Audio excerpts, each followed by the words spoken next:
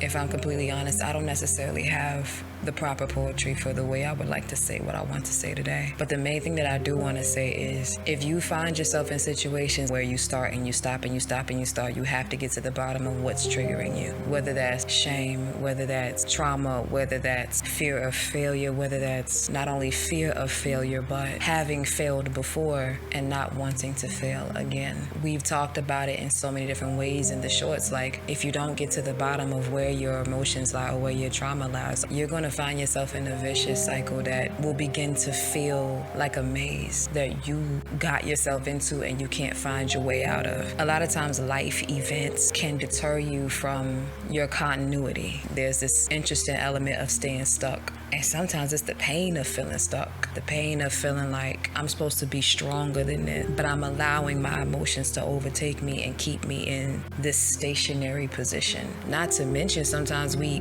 find ourselves listening to all types of sources and influences and people, and your brain starts to feel warped, so much to the point where you forgot what your own voice sounds like. As I said before, I don't have the perfect poetry or the perfect words to say every little thing. I just say what I know.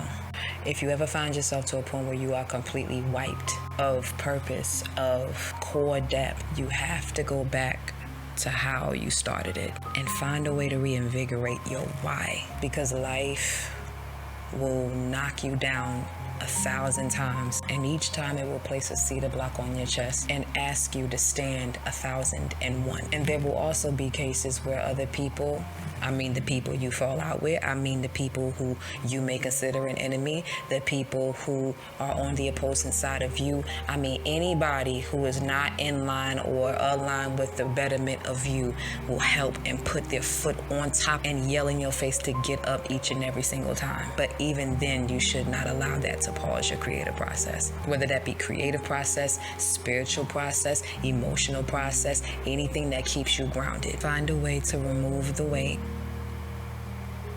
and continue to create. That's all I gotta say.